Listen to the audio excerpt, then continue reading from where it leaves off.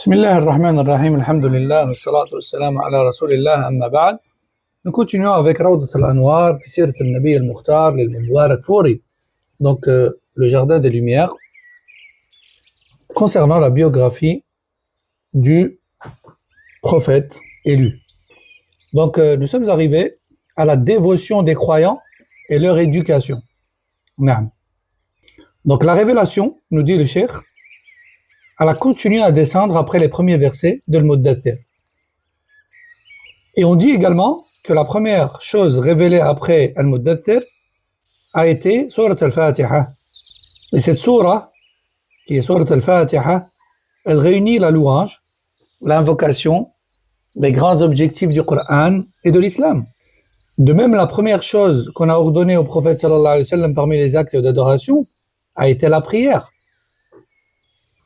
Donc, au début, il avait pour obligation d'accomplir 2 unités de prière le matin, al-Fajr, et 2 unités de prière le soir, al-Isha. Et c'est Jibril qui descendait pour lui apprendre les ablutions et la prière.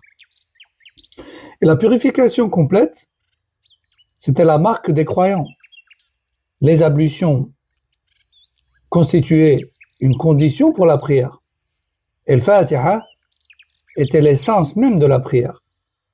Et la louange, ainsi que la glorification, ça faisait partie des invocations de la prière. Et la prière, c'était l'acte d'adoration propre aux croyants. Ils l'accomplissaient et la pratiquaient dans des endroits éloignés des regards, peut-être dans les vallées, les chemins reculés. Ils ne connaissaient pas encore d'autres actes d'adoration sauf la prière. Il n'y avait pas encore d'autres ordres ni interdits durant les premiers jours de l'islam. Et la révélation leur exposait seulement divers aspects du tawhid, les encourageait à purifier leurs âmes, les incitait au noble caractère, leur décrivait le paradis et l'enfer, leur adressait des exhortations éloquentes qui apaisaient les poitrines et nourrissaient les esprits. Le prophète sallallahu alayhi wa sallam, il les purifiait, il leur enseignait le Coran et la sagesse, sunnah. Il les élevait vers les degrés de la pureté du cœur, de la propreté des comportements, de la chasteté des âmes et de la sincérité dans les transactions.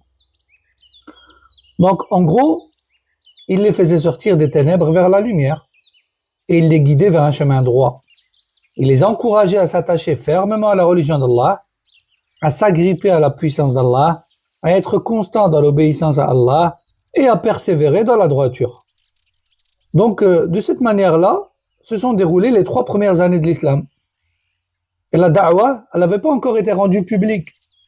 La da'wah, elle était limitée aux individus que le prophète sallallahu alayhi wa sallam appelait discrètement dans les rassemblements, les vallées et les lieux retirés.